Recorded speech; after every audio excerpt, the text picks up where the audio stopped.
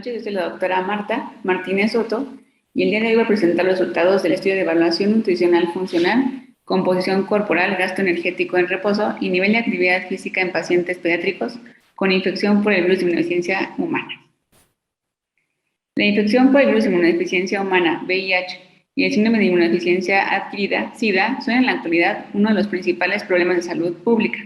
Ambos son condicionantes del estado nutricional y en caso particular pacientes pediátricos puede llegar a afectar tanto el crecimiento como el desarrollo. El incremento en la expectativa de vida ha llevado al reconocimiento de morbilidades a largo plazo en niños y adultos jóvenes tratados por infección por VIH en la infancia. La infección por el virus, el estado proinflamatorio secundario y el tratamiento antirretroviral son condicionantes del estado nutricional de las personas infectadas, las cuales pueden producir un estado hipermetabólico, alteración en el metabolismo de los lípidos, hígado graso, alteración en la composición corporal con un aumento en la grasa corporal, arteriosclerosis, disminución de la densidad ósea y o resistencia a la insulina. Estas condiciones asociadas a dificultad o disminución en la ingesta de nutrimentos desencadena a la deficiencia de macro y micronutrimentos que aceleran el desarrollo de inmunodeficiencia y la aparición de infecciones oportunistas.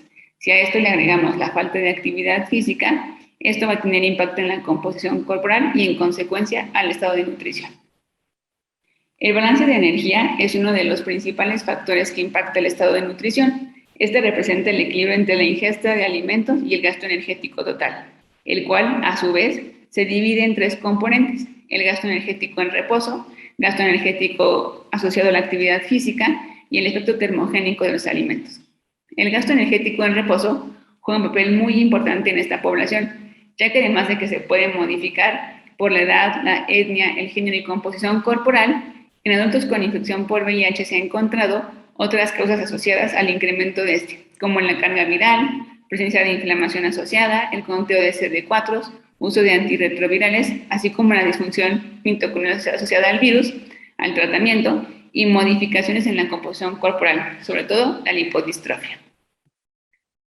Nuestro objetivo fue evaluar el estado nutricional funcional, la composición corporal, el gasto energético en reposo y el nivel de actividad física de pacientes pediátricos con infección por el virus de inmunodeficiencia humana. Nuestra población fueron pacientes pediátricos con infección por el virus de inmunodeficiencia humana que acuden al Instituto Nacional de Pediatría en la Ciudad de México. Es un estudio descriptivo y transversal, y entre las variables que estudiamos fue el estado de nutrición, la composición corporal, el ángulo de fase, la fuerza de agarre, el gasto energético en reposo, así como evaluación de la alimentación por cuestionarios y de la actividad física. En cuanto al análisis estadístico, hicimos una comparación de promedios para muestras independientes, así como asociación entre variables antropométricas y de la bioimpedancia.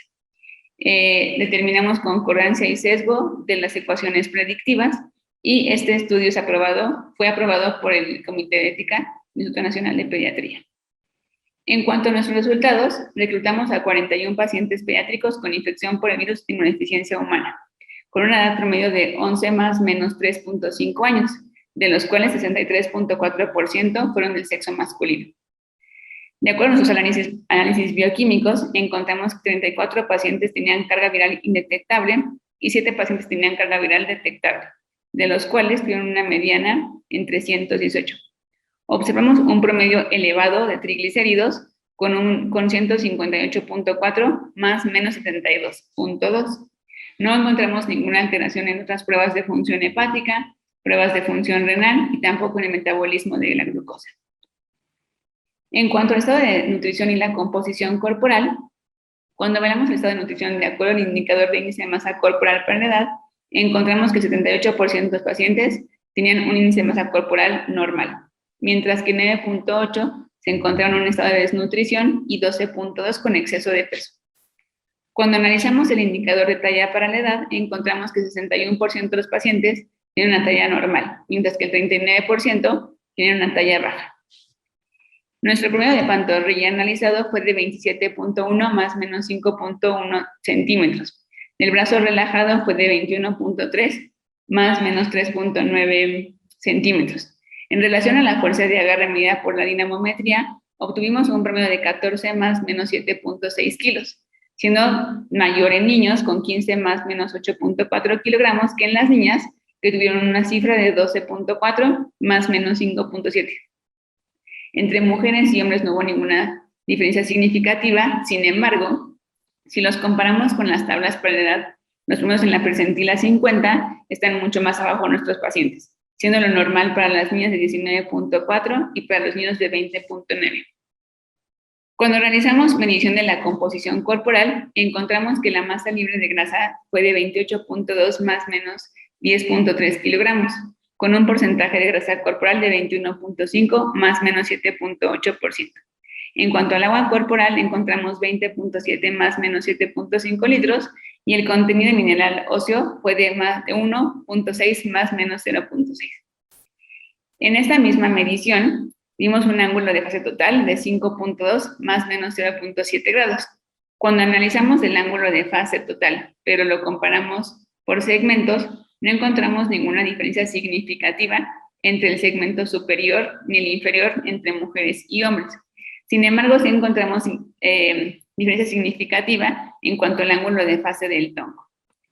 También encontramos una relación de impedancia de 250 sobre 50 kHz de 0.81 más menos 0.2. Esto nos habla que hay una mala integridad de la membrana celular y sobrecarga de líquidos. En adultos, los cortes anormales para hombres son de 0.78 y para mujeres de 0.082. Al realizar un análisis de las variables antropométricas con las variables de composición corporal derivadas de la bioimpedancia, observamos asociaciones positivas fuertes entre el perímetro de muslo con la masa libre de grasa, entre el perímetro del brazo contraído y la masa celular corporal. También encontramos asociaciones negativas entre la mayor parte de los indicadores antropométricos con relación a la impedancia.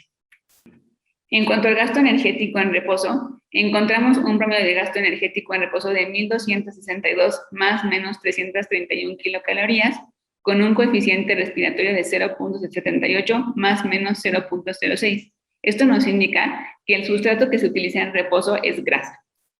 Cuando comparamos la predicción de gasto energético en reposo, las ecuaciones de mayor uso en pediatría, encontramos que la estimación con la fórmula de Müller es muy similar a lo que encontramos por la calorimetría indirecta. Solo observamos una diferencia significativa con la fórmula de predicción de Molnar, la cual tuvo una predicción mucho menor. Para ellos el promedio fue de 1.114 más menos 223. Cuando analizamos el sesgo de las ecuaciones, Molnar, Oxford y Harris-Benedict tuvieron mayor sesgo. La ecuación de Müller fue la que tuvo menor sesgo. Cuando analizamos el error residual y el error cuadrático de la media, observamos de nuevo que Molnar, Oxford y Harris-Benedict son los que estaban más alejados a los valores que medimos por la calorimetría indirecta. En cuanto a los cuestionarios de alimentación, encontramos que nada más el 36.6% de la población tenía un consumo de verduras de una frecuencia de una porción al día. 41% de los niños consumía una porción al día, cuando esperamos que ellos consuman entre 1.5 a 2 porciones al día. Solo 43.9 reportó que consumía por lo menos leguminosas a la semana 2 o 3 veces, mientras que el consumo de pescado, el 61% lo reportó como de manera ocasional o nunca consumirlos. Con respecto al valor total de las kilocalorías, encontramos que el 46 más menos 11% representaba por carbohidratos, 20.1 más menos 7.7 eran proteínas, y grasa 33.7 más menos 8.6.